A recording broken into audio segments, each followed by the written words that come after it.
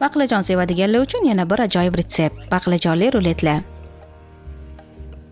2-3 dona baqlajonlarni yupqa pare ko'rinishda to'g'rab, tahri ketishi uchun 15 daqiqaga tuzli suvga bo'ktirib qo'yamiz. Nachinkasi uchun ozgina shirin bulg'or qarampiri, 2-3 ta tish sarimsoq, piyoz hamda ko'katlarni mayda to'g'rab olishimiz kerak bo'ladi. To'g'ralgan mahsulotlarimizga 180 gram krem chiz, men juda ham mazali kallixa krem chizidan foydalanaman. Bunga tabga ko'ra tuz qo'shib aralashtiramiz, shu bilan nachinkamiz tayyor.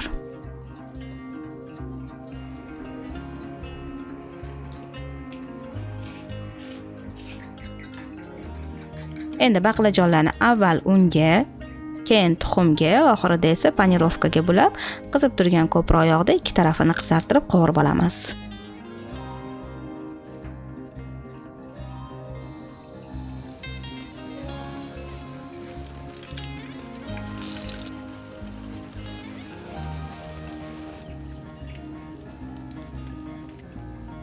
Baqlajonlar mana shunaqa qisir-qisir, zo'r mazali bo'lib chiqadi.